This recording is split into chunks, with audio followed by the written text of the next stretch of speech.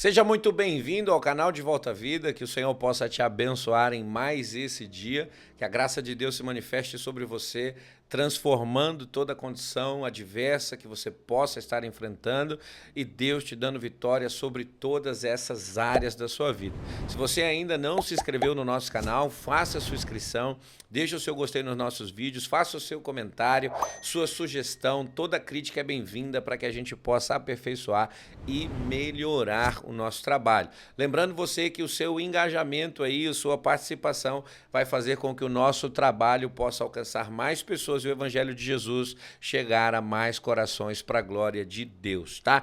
E hoje eu quero compartilhar com você uma reflexão rápida sobre o tema "A culpa não é de Deus", tá? Onde nós temos visto muitas pessoas hoje, infelizmente, culpar o Senhor por causa dos seus fracassos. E sempre quando nós estamos enfrentando uma questão de fracasso, temos aí a inclinação de responsabilizar Deus ou até mesmo de procurar um outro culpado para lançar a responsabilidade sobre o nosso fracasso, sendo que nós somos os responsáveis por isso mesmo, tá? E o texto para isso é o texto de Josué, capítulo de número 7, a partir do verso de número 4, que vai mostrar a frustração de Josué diante da derrota de Israel para o exército da cidade de Ai, uma nação pequena, um povo pequeno, que não representava nenhuma ameaça, mas que mesmo assim Israel perdeu a batalha que eles tinham que enfrentar para o cumprimento da promessa, que era a conquista da terra que Deus prometeu a Abraão, a Isaac e a Jacó, tá? E o que nós vemos? Primeiro, um Josué que é fortalecido por Deus, animado por Deus, que tem experiências poderosas com o Senhor e que vai em direção a Jericó, uma cidade praticamente intransponível, invencível por causa de suas muralhas, e ele vai para essa cidade de Jericó com o coração certo de que Deus vai dar vitória. Deus fala que vai entregar aquela nação nas mãos de Josué, nas mãos de Israel, e eles vencem. Porém, haviam algumas ordens que não poderiam deixar de ser cumpridas. Deus falou que aquela cidade seria para ele como uma oferta, o que estava ali era dele, e ninguém, nenhum soldado de Israel poderia colocar a mão e pegar nada daquilo que estava ali, porque era consagrado ao Senhor. A vitória ela foi excelente, a forma milagrosa que Deus operou foi tremenda, foi poderosa, mas a gente tem que tomar um cuidado porque até mesmo as nossas vitórias podem nos colocar em uma zona de conforto e a gente passa a pensar que o próximo adversário tem a tendência de ser mais fraco do que o adversário que a gente acabou de enfrentar. Israel passa um pouco por isso porque Jericó é uma cidade que eles oram, que eles buscam, que eles se santificam ao Senhor, que eles ouvem a voz de Deus para poder enfrentar esse gigante, mas quando nós olhamos para a terra de Ai, já não há a mesma busca, já não há o mesmo empenho, já não há uma direção, eles apenas mandam o espia e pela palavra desses espias, eles vão decidir com que não precisam ir com força máxima, começam a desprezar o inimigo, eles não precisam levar todo o exército para lutar, porque é um povo que não oferece perigo. E o que nós vemos é uma derrota vergonhosa, humilhante, um fracasso, infelizmente, nessa missão. E a gente precisa entender os pontos que essa lição traz para nós, para que a gente não venha praticar isso na nossa vida. Josué, diante dessa derrota, ele vai orar, ele vai fazer uma oração, e no verso de número 7, Josué diz assim: "Ah, Senhor, por que nos fizeste passar esse povo do Jordão para cá? Por que o Senhor nos trouxe para cá?" E nós temos essa tendência, irmãos, de responsabilizar Deus sempre quando algo não dá certo. Olha só, vencer Jericó foi êxtase, foi alegria, foi vitória, foi celebração, foi comemoração, mas perder para Ai foi culpa de Deus. Vencer Jericó é estar feliz, é estar vivendo a promessa, é estar abençoado. Agora, perder para Ai é culpa do Senhor, tá? E ali o Senhor vai virar para Josué e vai falar: levante-se daí, Israel pecou, vamos consertar, né, o que tem de errado, porque o plano continua. Então, quais são as lições que nós temos para compartilhar desse texto? Primeiro, vitimismo. E eu quero deixar isso aqui bem claro para entrar no seu coração. Deixe de ser vítima. Você não é vítima. Vitimismo é a tendência de sempre se colocar no papel de vítima e suas principais características são exagero, generalização e autocomiseração. A pessoa que ela é a vítima, ela sempre tem a condição de exagerar nas coisas. Não foi tão grande quanto ela conta. Não foi tão poderoso como ela conta, mas nós vemos que a pessoa que se faz de vítima, ela sempre exagera nas coisas, ela sempre generaliza todas as coisas, ela não consegue encontrar o responsável que é ela mesma, mas ela diz que é a igreja, que é a empresa, que é a família. Você já prestou atenção nisso? A gente precisa tomar muito cuidado com isso. Outra coisa que a gente vê também na questão do vitimismo é a autocomiseração. Por que eu? Por que comigo? Por que sempre assim? Por que essa luta? O vítima sempre vai estar nesse cenário e não vai conseguir sair desse cenário, porque ele sempre é alguém que sofre. Ele nunca é alguém que está sofrendo por causa das suas escolhas, mas ele está sofrendo por causa do que os outros fizeram a ele. E aqui Josué, ele tem esse papel de se comportar como vítima, dizendo para Deus: Deus, se nós estivéssemos do outro lado, não estaríamos passando essa vergonha. Deus, se nós estivéssemos do outro lado, o teu nome não seria envergonhado dessa forma. Se nós estivéssemos do outro lado, a gente não seria motivo de zombaria para as pessoas que estão aqui em torno de Israel. Josué se coloca de vítima e Deus no papel de culpado por esse fracasso. Mas vamos lá. Israel errou o alvo, ele pecou, ele não fez aquilo que Deus determinou. Então Israel não é vítima, Israel é culpado. O culpado do fracasso é Israel. E deixa eu falar isso para você entender de uma vez por todas. Deus não é culpado pelos meus fracassos. Deus não é culpado pelos seus fracassos. O responsável por minha derrota sou eu mesmo, por errar o alvo e não praticar aquilo que Deus deixou claro para que eu pudesse fazer. A segunda coisa que a gente vê acontecer em Israel é o orgulho, que ele pode ser positivo e negativo, mas na questão negativa é o excesso de confiança em si mesmo. E para enfrentar Jericó e para lutar contra Jericó, teve oração, teve santificação, teve busca, teve espera, teve encontro com Deus, teve adoração, teve louvor, mas para enfrentar Ai, nós vamos ver que não é necessário colocar toda a nossa força, não é necessário colocar todo o nosso empenho. E eu preciso entender isso. Não existe adversário que eu venha enfrentar, não existe inimigo que eu venha enfrentar que não necessite usar toda a minha força, que não necessite usar todo o meu empenho. É obrigatório em uma batalha eu estar atento, eu estar posicionado, eu estar preparado, eu estar pronto para entregar todas as minhas forças. Eu não posso menosprezar o adversário. E talvez uma das coisas, irmãos, que faz com que Israel venha menosprezar o exército de Ai é o fato da vitória de ontem. Mas deixa eu te falar, a vitória de ontem já passou. Ela é testemunho do que aconteceu ontem, mas ela não é a garantia de que vamos vencer hoje. Nós não vamos vencer o inimigo de hoje por causa da vitória que tivemos ontem.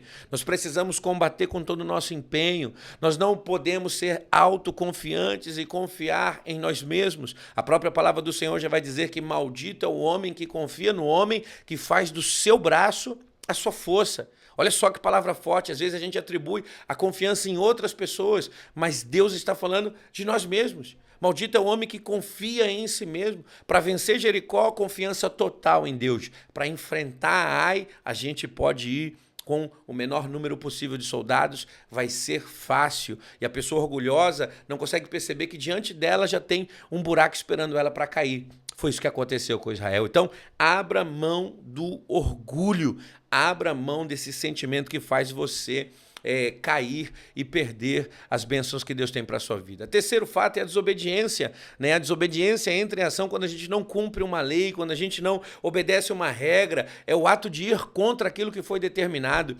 E Acã é alguém que ele não consegue obedecer. Ele vê uma capa babilônica, ele toma posse daquela capa, de alguns instrumentos de prata, de ouro que tem ali, enrola, leva para casa em um ato de desobediência total, quando Deus disse que não era para ser daquele jeito, era consagrado a ele.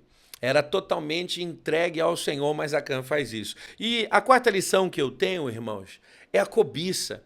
A gente tem o péssimo costume de querer aquilo que não é nosso e de achar que Vai ser muito fácil conquistar algumas coisas apenas olhando e desejando aquilo que os outros têm a nos oferecer, tá? E o que é cobiça? É um sentimento de desejo intenso, muitas vezes desmedido por alguma coisa ou por algo que outra pessoa possui, mas que eu desejo ter. Olha só, a cobiça é a arma que Satanás usa no jardim do Éden. Quando ele fala para Eva, se você comer, você vai ser como Deus, você vai poder fazer aquilo que você quiser. A cobiça é a tentação usada, né, ali no coração de Davi, quando ele olha para aquela mulher e ele deseja ter aquilo que não é dele. A cobiça é a mesma ferramenta usada pelo diabo no deserto, onde Jesus está sendo tentado ali. Olha, eu te darei tudo isso aqui. E Acã não consegue enxergar, irmãos, que a maior riqueza que ele tinha não era uma capa babilônica, mas era a presença de Deus que já estava com ele. Tá? Então o que nós vemos? Israel foi orgulhoso porque desprezou a força do inimigo, desobediente porque não cumpriu a ordem que Deus disse, cobiçoso por desejar o que não era seu, tendo a maior riqueza sobre a sua vida. E eu não sei o que te falta, irmãos. Eu não sei o que você ainda busca, o que você corre atrás, mas eu posso te afirmar com todas as letras, a maior riqueza já está com você. E o que a gente vê em toda essa história? Deus chamando Josué para uma conversa e dizendo para ele, olha, Israel pecou, vamos consertar isso daí, porque o meu plano não muda por causa dessa adversidade, por causa desse fracasso. E isso precisa hoje falar ao seu coração. O plano de Deus não muda por causa de um erro que você cometeu, por causa de algo que você fez que não foi conforme você esperava, saiu errado, deu errado, você pensou que ia ser de um jeito, acabou sendo de outro. A nossa vida não para nem numa vitória, como a nossa vida também não para em uma derrota. Jericó é uma cidade que vencida ficou para trás e a jornada precisava continuar. Ai é uma cidade que não foi vencida, ainda está adiante e precisa ser vencida. E talvez você que está ouvindo essa mensagem hoje é alguém que fracassou, que não conseguiu chegar aonde precisava, que não conseguiu cumprir aquilo que Deus determinou para você e hoje você sofre por pensar não ter mais uma oportunidade. Mas livre-se das coisas que te impediram de vencer ontem. Abra mão do orgulho, abra mão da desobediência, abra mão da cobiça, deixe de ser a vítima. Comece a enxergar que você é responsável pelas coisas ruins que estão acontecendo. Comece a enxergar que você é responsável pelos fracassos que você tem enfrentado, porque Deus tem uma nova oportunidade para você. Sua vida não parou com essa derrota que você sofreu. Sua vida não acabou por causa desse fracasso que você enfrentou, ou que talvez está martirizando você, dizendo no seu coração, na sua mente, que você não tem mais uma oportunidade. A palavra vai mostrar que Josué e Israel vão ter uma nova oportunidade depois das coisas consertadas. Acã foi revelado, o pecado foi achado, foi eliminado do meio do povo. Então, aquilo que não está glorificando a Deus precisa ser eliminado da sua vida para você receber uma nova oportunidade. E olha só como começa Josué, capítulo 8, verso de número 1. Então o Senhor disse a Josué, e a melhor coisa que tem para a nossa vida é andarmos conforme a direção de Deus. Deus disse para eles enfrentarem Jericó. Agora a gente não vê Deus falando para eles enfrentarem Ai, eles vão e perdem, mas depois do conserto, da casa organizada, do pecado retirado, da santidade manifesta, o Senhor volta a falar com Josué. E Deus, Ele está voltando a falar com você hoje nesse dia, que é hora de arrumar a sua casa, de organizar a sua vida para você seguir adiante. Não tenha medo, nem fique assustado. Leve com você toda a gente de guerra. Não é para levar uma força parcial, é para levar a força total. Marche contra a cidade de Ai. Eis que entreguei nas suas mãos o rei de Ai, o seu povo e toda aquela terra, e nós não vemos Deus falar, eu vou entregar a você, mas a gente vê Deus falar, a vitória está garantida, eu já entreguei nas tuas mãos, Josué, o rei, o exército, a terra, vá e tome posse. E tudo isso depois de uma história de fracasso. A sua vida não acaba por causa desse fracasso. Ainda existe uma vitória diante de você, existe ainda uma terra a ser conquistada diante de você, existe ainda uma história de êxito para ser contada depois de tudo isso, e eu não tenho dúvidas que Deus ele quer abençoar você de uma maneira muito especial. Então, livre-se dessas coisas que te impediram de vencer e espere a nova oportunidade que Deus vai te dar para tomar posse daquilo que é seu. Eu quero orar com você e quero abençoar a sua vida nesse dia. Eu quero colocar tua vida diante da presença de Deus e pedir para que Ele possa te abençoar. Senhor, em nome de Jesus, nós te engrandecemos, te agradecemos e te louvamos pelos teus feitos de poder sobre a nossa vida. Obrigado, Senhor, pelas segundas oportunidades que o Senhor tem nos dado, de consertarmos os nossos erros e de avançarmos em direção àquilo que o Senhor nos prometeu. O nosso fracasso não apaga a tua promessa. Então é hora de nos levantarmos, assim como o Senhor disse a Josué. Ó Deus, de nos levantarmos. E eu te peço que homens e mulheres possam se levantar no dia de hoje. Possam, ó Deus, tomar posição diante, Senhor, daquilo que não te glorifica e arrancar isso de suas vidas, ó Pai, para voltarem a ouvir sua voz e irem conquistar, tomar posse daquilo que o Senhor já entregou a eles. Fica conosco nesse dia, Senhor, e nos leve a viver a tua vontade. Essa é a nossa oração e nós a fazemos em nome de Jesus. Amém. Amém?